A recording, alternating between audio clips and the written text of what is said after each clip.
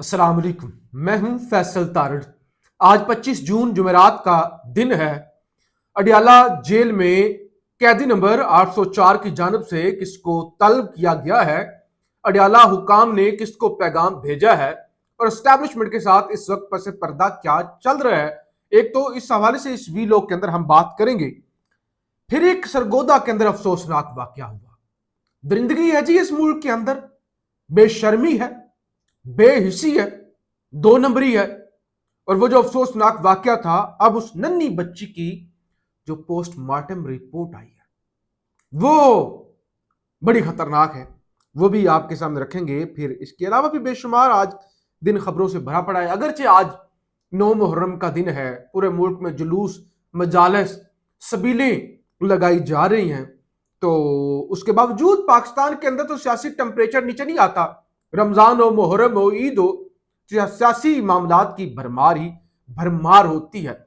सबसे पहले आपसे गुजारिश है, ये तमाम तर चीजें आपके सामने रखूं, इस चैनल को जरूर सब्सक्राइब कर लें और फीडबैक जरूर दिया करें। पिछले कई दिनों से आपको रिपोर्ट कर रहा हूं कि पसे पर्दा एस्टैब्लिशमेंट खान को इंगेज करने की कोशिश कर रही है।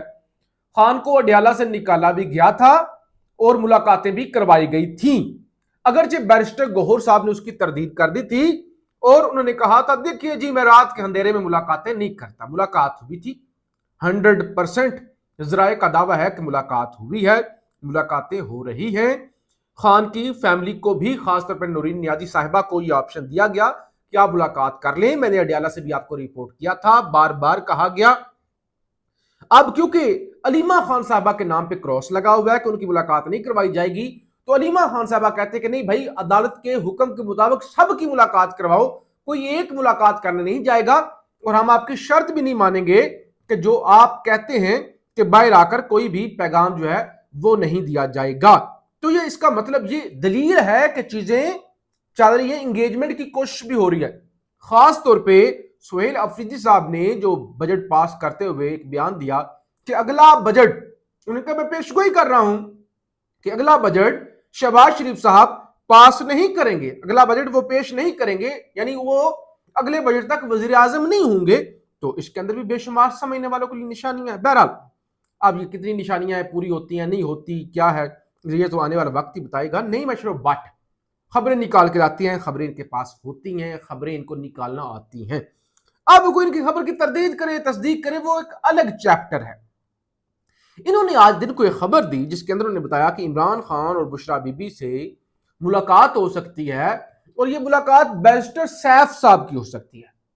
बैरिस्टर सैफ गंडापुर हुकूमत के काबीना का हिस्सा थे, मुशीर इतलात थे और ये इनको सहूलत हमेशा से दस्तियाब रही है कि ये दरवाजे जब भी आते हैं, अडियाला के दरवाजे खुले होते हैं, कोई रुकावटें नहीं होती, सीधा जाते हैं, कुर्सी पर बैठते हैं, खान साहब को बुलाया जाता है, उनकी मुलाकात हो जाती है।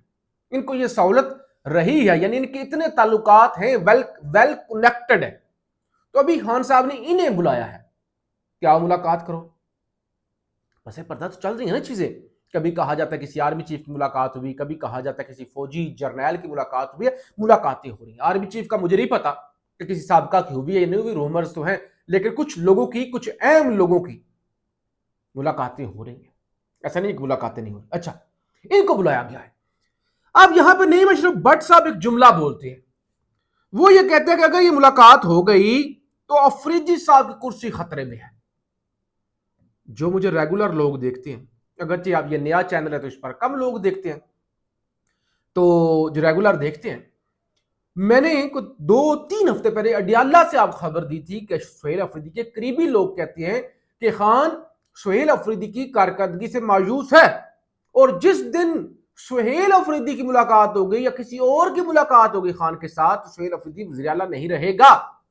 अब पार्टी के अंदर बेशुमार मामला आते हैं, नाराज भी लोग भी थे, गंडापुर ग्रुप भी था, अगरचे बैरिस्टर गौहर साहब ने उनसे मुलाकात की और सबको मनाया और बजट के अंदर ज़ाहिर है एक पेज पर थे। अच्छा, अब नईम अशरफ भट्ट ने यह बताया कि जो पिछले दिनों बैरिस्टर गौहर की खान से खुफिया मुलाकात हुई थी ना, उस मुलाकात के अंदर भी खान ने कहा था कि बैरिस्टर साहब को मेरे साथ मिलवाओ। आज जब यह खबर चली ना कि सैफ साहब की मुलाकात हो सकती है और वो जाहिर है, और वो अपनी एस्टैब्लिशमेंट के अपने बंदे हैं, تو بیرسٹر گوہر صاحب نے اس خبر کی تردید کر دی ہے. وہ کہتے ہیں نہیں بھائی اس طرح کی کوئی خبریں نہیں ہیں, میڈیا والے ہم سے تصدیق کر لیا کریں. اور بیرسٹر گوہر صاحب نے پہلے بھی تردید کی تھی, بہرحال انہوں نے تردید ہی کرنی تھی. بجٹ 2026 اور 27 کی صدر مملکت زرداری صاحب نے منظوری دے دی ہے. اگرچہ ان کو چھتری تو نہیں شہباز شریف نے پکڑائی تھی جب ایرانی صدر آئے ہوئے تھے, بہرحال انہیں جو ہے وہ گھگی مار دی ہے اور اب سگنیچر جو ہے وہ ہو گئے ہیں. اچھا ایک تو یہ ہو گئے, جو رپورٹ آئی ہے نا دل دہلا دینے والی, کیونکہ اگر میرا وہ مین چینل جو لوگ فالو کرتے ہیں وہ جانتے ہیں کہ میں جو لوگوں میں نکلتا ہوں, بات چیت کرتا ہوں, تو لوگوں کے مسائل ہیں.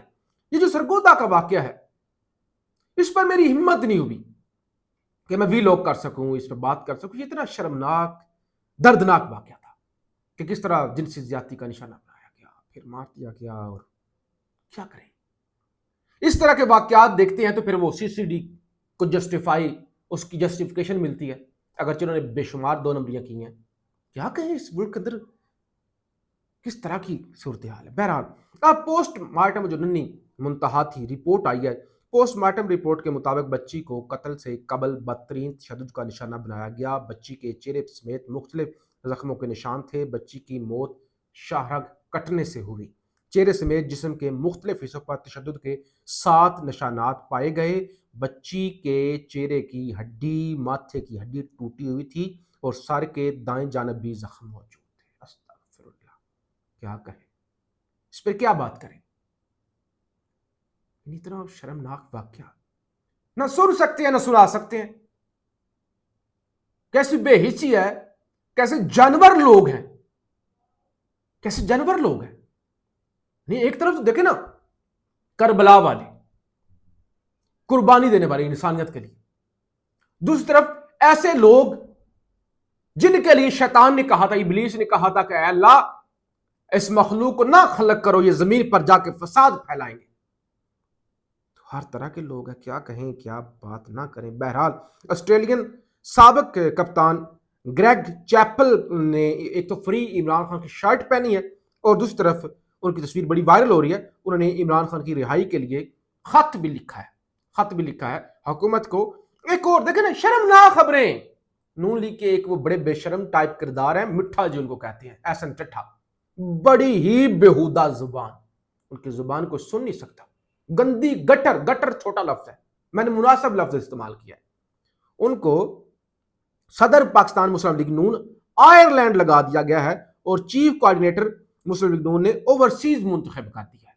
کیسے گٹر جیسے لوگوں کو جب آپ رپورٹ جو ہے وہ نوازیں گے, ایسے گٹر جیسے لوگ, تو پھر اسی طرح کے واقعات ہوں گے. معاشرہ اسی طرح کی چیزیں سیکھے گا.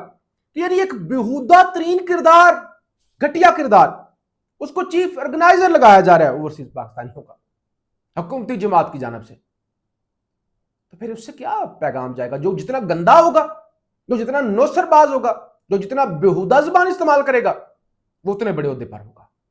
بہرحال اس چینل کو ضرور سبسکرائب کریں, فیڈ بیک ضرور دیجیے گا. پاکستان زندہ باد.